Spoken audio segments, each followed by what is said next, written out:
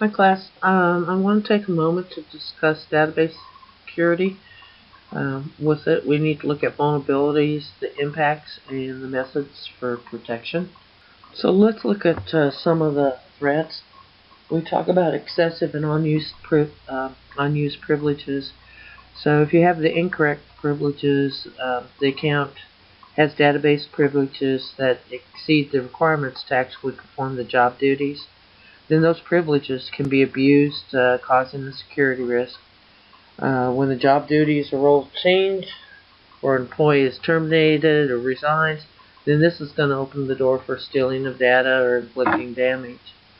With the abuse of privileges, users could abuse legitimate database privileges for unauthorized type purposes. An example would be the users connecting to the database using the tool such as Excel, for example. And they're using their login credentials for the user. They're going to retrieve and then save records to whatever device they're using to connect to the database, such as a laptop. And then the saved records on the device become susceptible to a wide variety of possible breach scenarios. We'll get into injection attacks, but with the injection attacks, there's two types of injection attacks. One's your SQL injection. That's going to target the traditional database systems. And then the second type would be the no SQL injection, and that's going to target the big data platforms. SQL involves inserting unauthorized or malicious statements into the input fields of web forms or web applications. No SQL injection attacks involve inserting malicious statements into big data components, such as Hive or MapReduce. This attack method can give the attacker unrestricted access to the entire database. When we look at malware, we can have spear phishing emails and malware, and it can be used to penetrate the organization and then steal the sensitive data by allowing access to the network or sensitive data there. Weak audit trails. It's important to collect the detailed audit records of database activity. It's going to apply to monitoring for industry and government regulation requirements.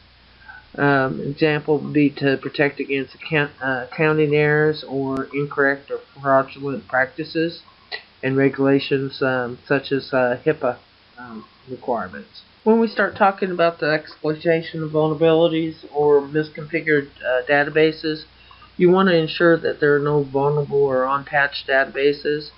You have to make sure there's no default accounts or default configuration parameters. Key thing is the attackers are aware of how these are set up and these issues, and so they can make use of it to attack the databases. When you start talking about storage media exposure, well, think about backup storage media, and you need to have it in a protected location with the access limited to authorized personnel. You must limit the low-level access to the sensitive information.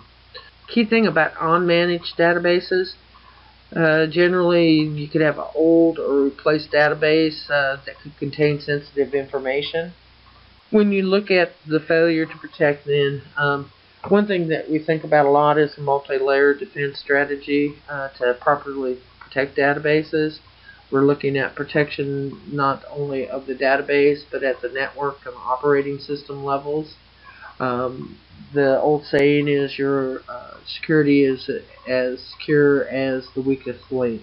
Okay, so the impact of failure to protect would be things like regulatory violations, fines and legal fees, loss of revenue. It costs to go back and clean up the systems and get things operational again and secured again. Likewise, you'd have your disruption of services, and a lot of times you can think of that also being linked to extortion scams, in which a remote attacker will repeatedly crash the servers until the victim meets their demands.